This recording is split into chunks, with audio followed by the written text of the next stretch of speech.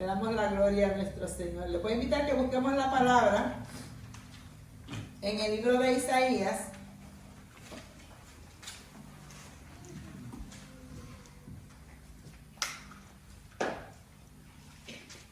Isaías 6 y 8. Es cortita la exhortación que les traigo. 6, 8. Isaías 6, 8. Un versículo nada más. Amén. Isaías 6, versículo 8. Amén, amén.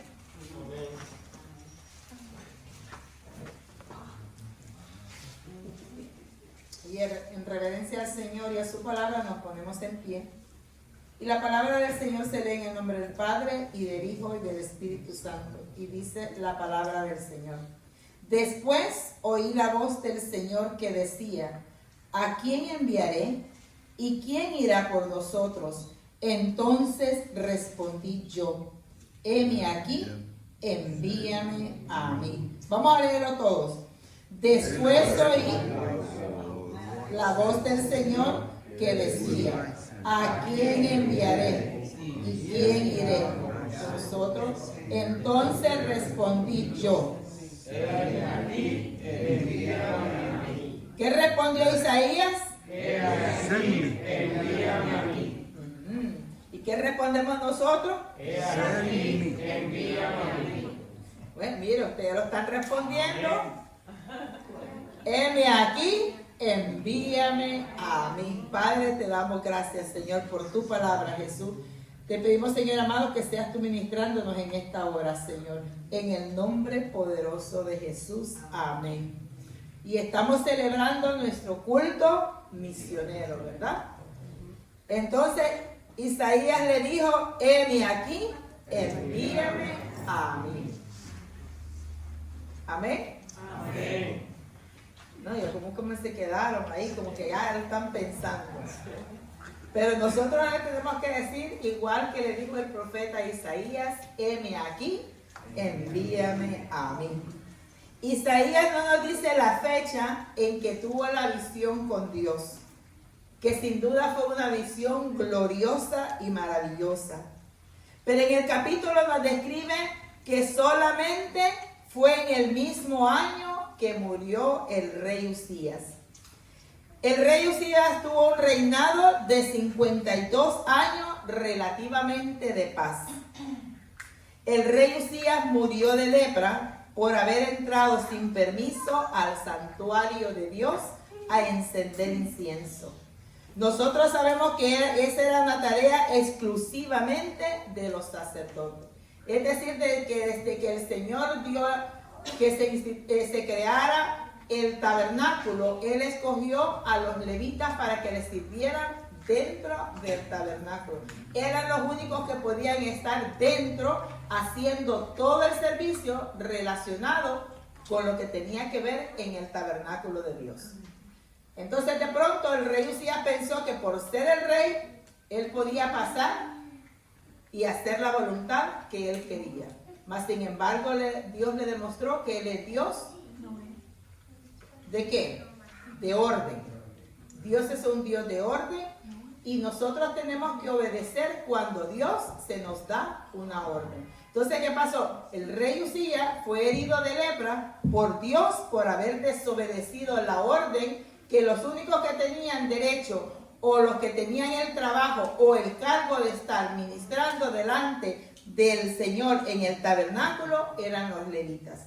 Y esa desobediencia le costó llenarse de lepra. Y ese relato lo podemos encontrar en 2 de Crónicas 26, del 16 al 23. Pero según la historia, dice que el rey Usías murió en el año 739 antes de Cristo.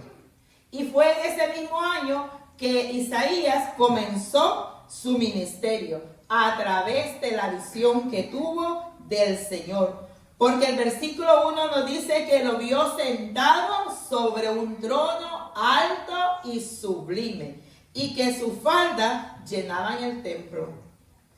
El Señor tenía un mensaje que entregar a la nación de Judá, pero le faltaba un mensajero.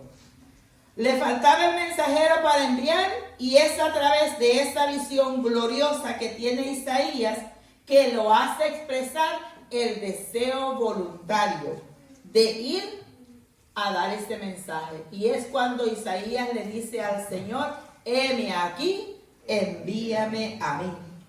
Hoy en día el Señor continúa buscando mensajeros voluntarios que lleven su mensaje de amor, de paz, de esperanza, que llevemos el mensaje de las buenas nuevas de salvación. Una salvación que viene a través del perdón de pecados por medio de la sangre derramada en el Calvario. Isaías era sacerdote de Dios, pero a través de aquella visión maravillosa del deseo de llevar el mensaje del Señor, él se convirtió en profeta del Señor, donde eventualmente el mensaje del Señor para la nación de Judá vino a convertirse luego en el libro de Isaías, que es este libro maravilloso que nosotros podemos leer hoy en día. Hay cosas que nosotros necesitamos resolver antes de decirle al Señor: heme aquí, envíame a mí. Isaías lo reconoció, que tenía un problema y que debía resolverlo.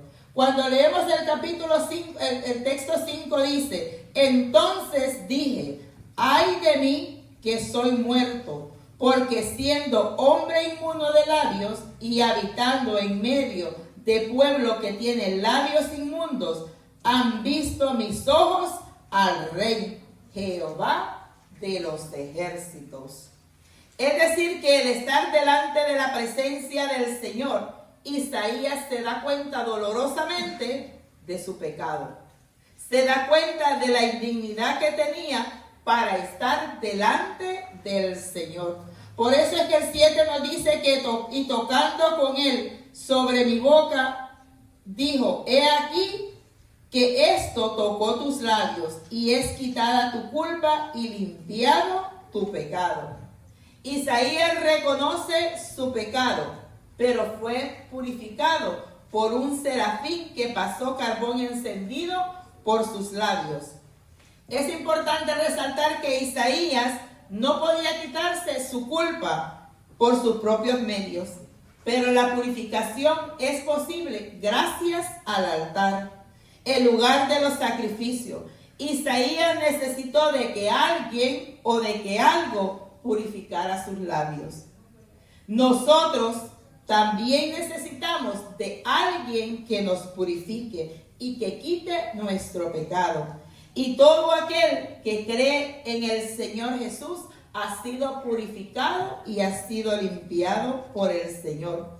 Pero aquellos que aún no lo conocen necesitan que sean purificados.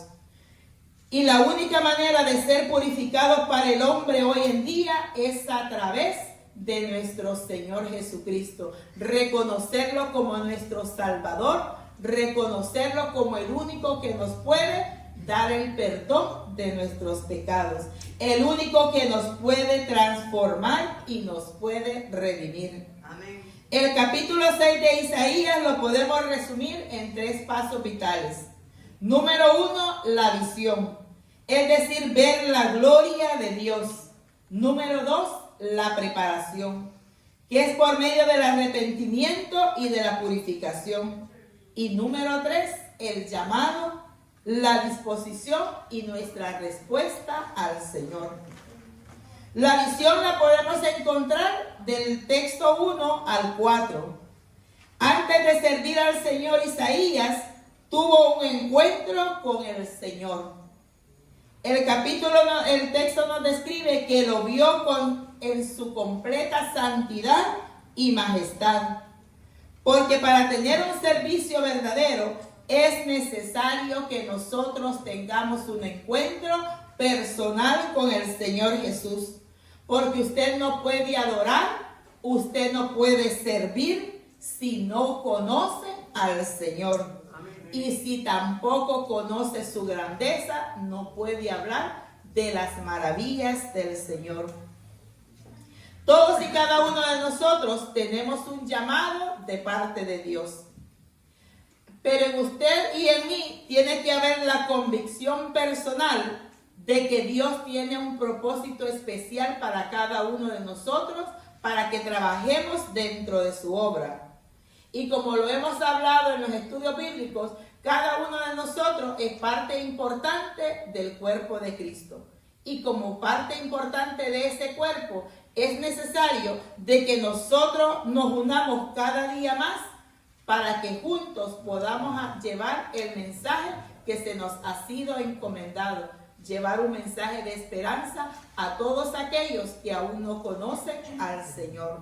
Y no es necesario que usted se vaya a la China, no es necesario que usted se vaya al último rincón del mundo a llevar la palabra del Señor. Lo podemos hacer con las personas que Dios nos pone todos los días al lado nuestro. Amén. Ya sea en el trabajo, ya sea en el bus, ya sea en el tren, sea donde sea, que usted está en el consultorio médico, usted le puede hablar a alguien de que hay una esperanza que se llama Jesús. Porque muchas veces, aunque le digan a la persona, lo que usted tiene es un dolor de cabeza, muchas veces la persona está pensando de que ya tiene un tumor cerebral o que tiene una enfermedad terminal. ¿Por qué? Porque vivimos agobiados en un mundo donde todo lo queremos rápido. Pero nosotros sabemos de que no importa lo que se esté pasando, hay una esperanza que se llama Jesús. Que no importa lo que el médico diga, hay una esperanza que se llama Jesús. Y mucha gente necesita escuchar de que hay un Salvador. Necesita escuchar que hay una esperanza de vida. Pero la vida que Cristo está ofreciendo no es una vida temporal, sino que es una vida eterna. Amén. El segundo paso es la preparación. Al ver la pureza y la gloria de Dios, Isaías reconoció su vida pecaminosa y que necesitaba ser purificado.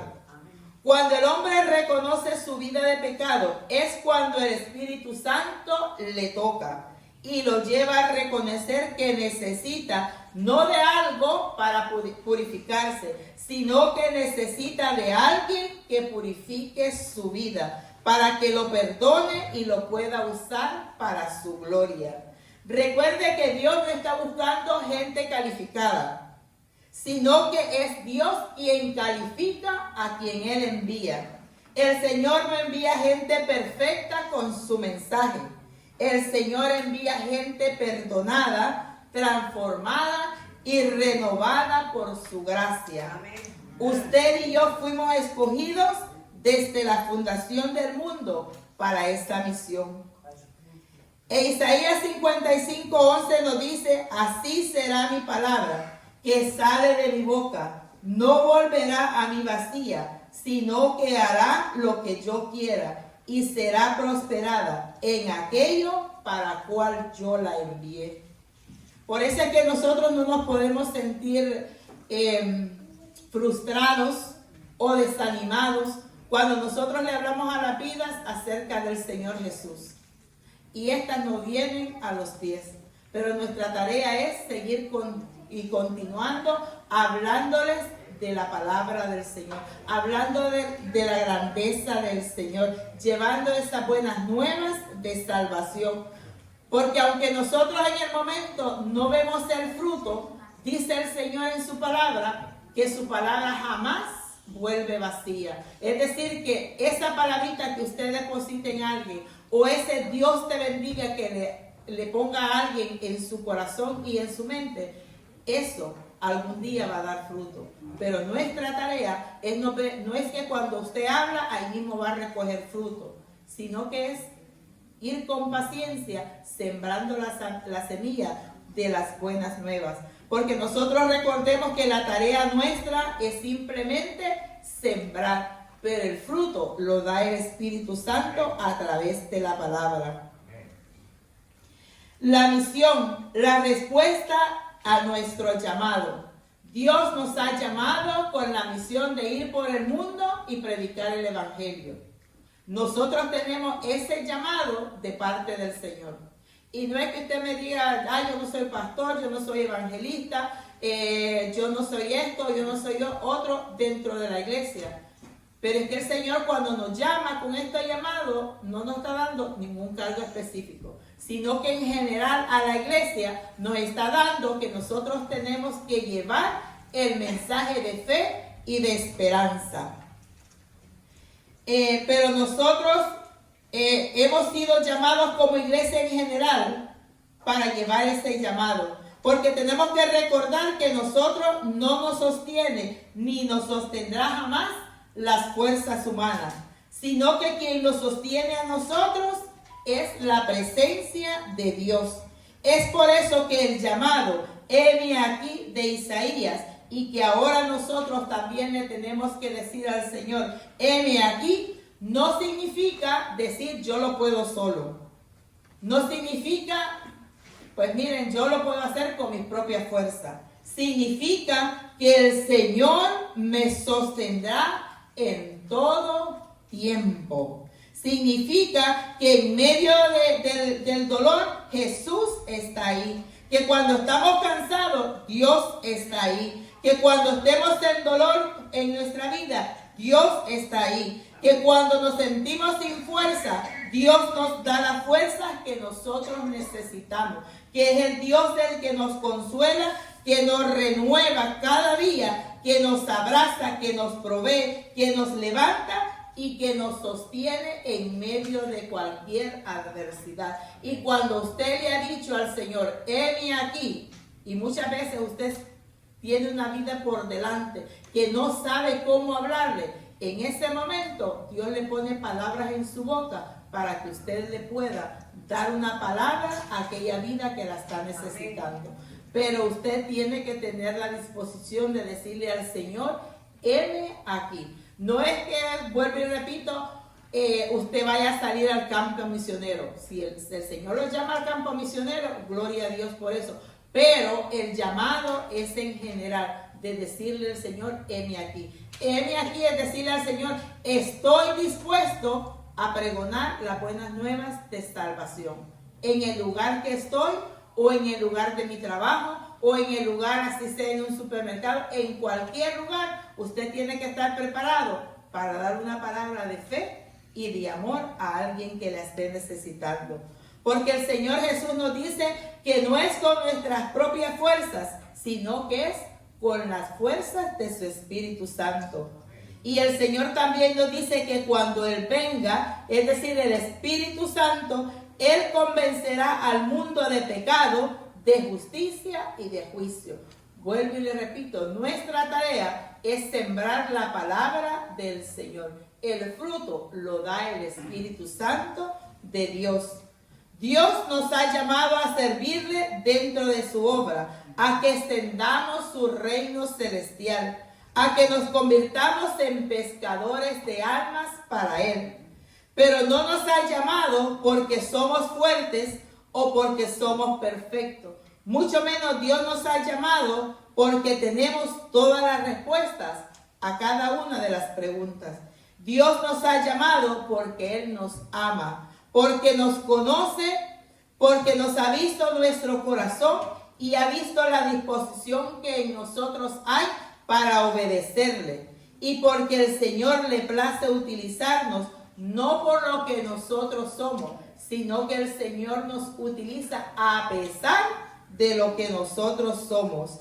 Dios quiere que usted sea un instrumento en las manos del Señor. Pero para eso usted tiene que dar el primer paso. En usted tiene que haber la convicción de decirle al Señor, heme aquí, envíame a mí, como se lo dijo el profeta Isaías. Nosotros sabemos que el tiempo del Señor está cerca. Por lo tanto, nosotros tenemos que predicar a tiempo y afuera de tiempo. Porque hay muchos que todavía no lo conocen. Y a diario no es uno, sino que son miles alrededor del mundo que parten de esta tierra sin haber conocido al Señor. Y tristemente nosotros sabemos que su final es la condenación eterna. y Cristo derramó su sangre en la cruz del Calvario por toda la humanidad, y nosotros tenemos ese compromiso delante del Señor, de que ese sacrificio que Cristo hizo en la cruz del Calvario lo puedan escuchar y lo puedan entender aquellos que aún no lo conocen. Nosotros tuvimos la bendición de parte del Señor, que un día Él llegó a nuestra vida, Él nos rescató, Él nos limpió y nos transformó. Y nosotros tenemos que dar por gracia lo que por gracia hemos recibido. La salvación que costó precio de sangre. La salvación de nuestro Señor Jesucristo. Amén. ¿Cuántos están dispuestos a decirle al Señor, heme aquí, envíame a mí?